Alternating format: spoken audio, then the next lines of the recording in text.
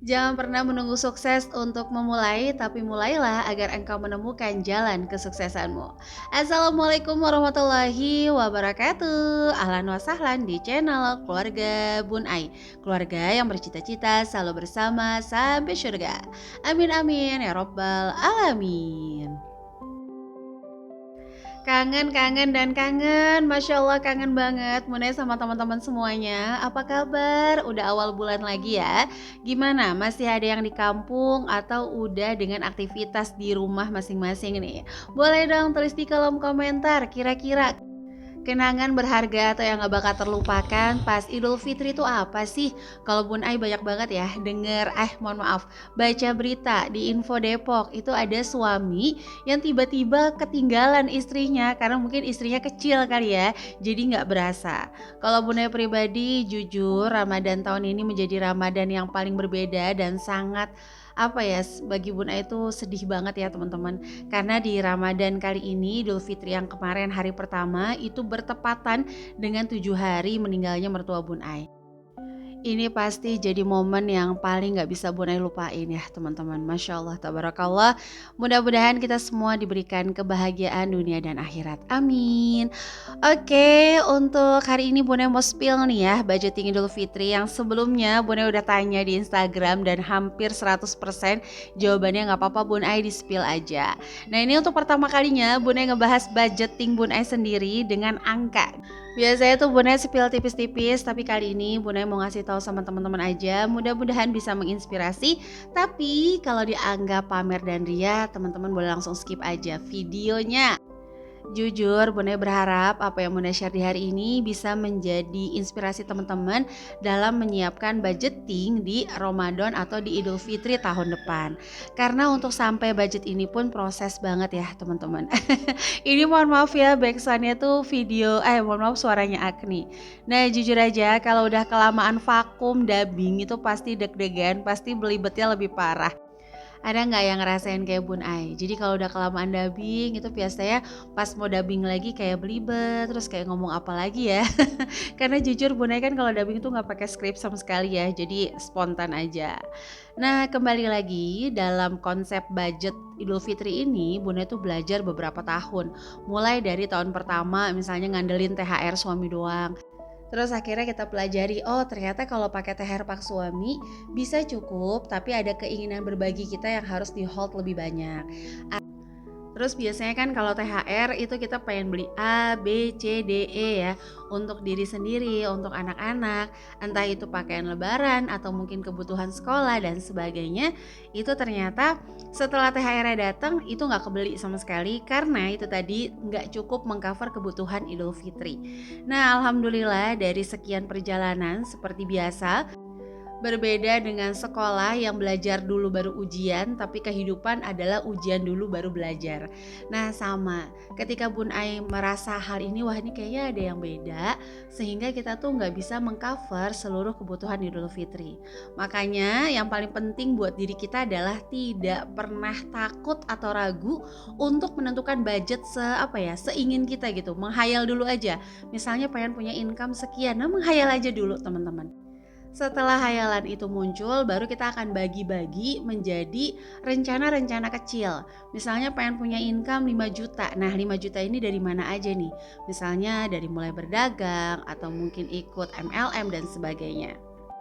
Sama budget kali ini pun Bun Ai nggak nyangka bisa achieve sampai bisa sesuai target di angka sekian.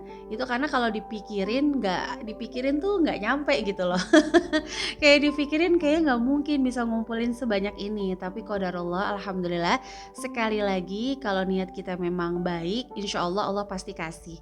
Karena guru Bun Ai pernah ngomong kayak gini, kalau buat maksiat, kalau buat keburukan aja Allah masih kasih rezekinya, apalagi kita yang niatnya untuk kebaikan. Nah sama nih teman-teman yang kali ini lagi berproses, misalnya jadi konten kreator atau mungkin mulai berdagang, tenang aja dulu, sabar aja dulu, insya Allah kalau kita konsisten, kalau kita istiqomah, menambah lagi doa kita, menambah lagi semangat kita, itu pasti Allah kasih di satu waktu yang kadang-kadang gak terasa terjadi aja kayak gitu. Nah nanti kapan-kapan Bun Ai mau spill ya perjalanan nge-YouTube-nya Bun Ai sampai detik ini. Nah, selanjutnya di sini Bun Ai ada baju anak-anak. Ini 575.000, tapi teman-teman boleh ya nonton video sebelumnya. Kenapa angkanya bisa sekecil ini? Karena sebagian itu dari endorsement. Jadi bajunya Bun Ai pas sarimbitan itu Bun Ai nggak sarimbit karena baju Bun Ai itu di endorse dan alhamdulillah dapat beberapa piece baju. Jadi Bun Ai pikir nggak usah beli baju lagi lah ya. Karena memang keinginan Bonai Sarimbit, tapi kalau Allah bilang masih ada, ujung-ujungnya malah jadi mubazir atau malah jadi sia-sia menambah hisap ya, jadi nggak usah. Nah, untuk uang endorsementnya itu Bun Ai beliin bajunya anak-anak. Nah, untuk penambahannya sendiri di 575.000, alhamdulillah. Selebihnya itu dari hadiahnya kawan-kawan, dari sisa ulang tahunnya anak-anak. Jadi pokoknya keinginan pribadi baju anak-anak 575.000. Nah, kalau untuk kue sendiri Bun Ai cuma beli 2 toples, serius. Dan itu cuma nastar, harganya Rp120.000. Selebihnya Bun Ai nggak beli apapun, tapi alhamdulillah kalau yang namanya rezeki itu selalu aja ada. Dulu Bun Ai tuh mikirnya kalau lebaran harus bikin A, B, C. Jujur ya, Bun Ai hingga detik ini belum pernah bikin kue kering sendiri. Kenapa? Karena kalau Ramadan tuh kegiatan offline itu bener-bener padat teman-teman. Jadi Bun Ai nggak mau maksain. Nah kalau untuk kue kenapa nastar? Karena anak Bun Ai nggak suka kue kering. Jadi cuma Bun Ai sama pak suami yang makan. Nah untuk kue sendiri aja, dulu kita kalau beli banyak banget loh teman-teman. Ya nastar, kue kacang, kue keju yang padahal kita nggak doyan dan nggak kita makan. Kadang-kadang malah jadi buluk. Buluk tahu nggak bahasanya? Apa ya, jadi berjamur karena kelamaan nggak kita makan. Jadi kalau kue Bunda pikir ya udahlah dua toples cukup. Bukan ngarep atau gimana ya. Namanya lebaran kadang dapat parcel, dapat hampers itu juga pasti ada kue-kue toplesnya kan. Atau ada biskuit lah sehingga insya Allah kalau untuk menjamu tamu itu cukup. Nah, jadi kalau keinginan pribadi cuma di 695.000. Selanjutnya di sini ada parcel atau hampers lebaran. Nah, alhamdulillah karena Bun Ais sekarang udah pindah dari rumah yang lama ke yang sekarang, berarti ada budget untuk satpam 5 orang, tukang kebun 2 orang. Ini bukan tukang kebun pribadi ya, perumahan teman-teman. Nanti nganggepnya rumah Bun Ais besar banget nih, enggak ya. Dan ada asisten yang biasa bantuin Bun Ais kalau misalnya lagi sibuk banget gitu ya, pegangin anak-anak dulu. Nah, itu ada 2 orang. Tim TK-nya Bun Ai ada 7 orang, warga sekitar TK yang setiap hari pasti kayak ngedengerin TK berisik nyanyi-nyanyi tepuk semangat itu minimal kita berbagi sama warga sekitar ada 8 orang. Kerabat plus rekan kerjanya Bun Ai itu ada 10 orang.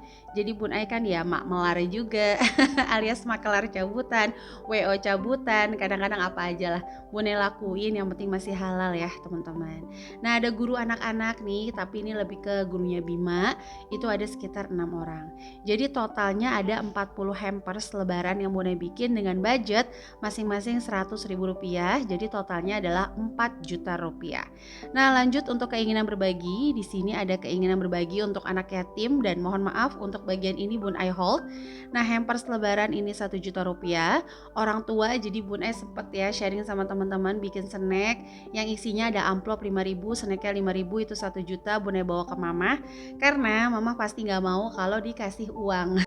Tapi kalau dikasih kayak gitu kan bukan buat dirinya pribadi ya, pasti dia mau karena sekalian ngelihat anak-anak pas ke rumahnya tuh seneng dikasih itu sama amplopnya juga.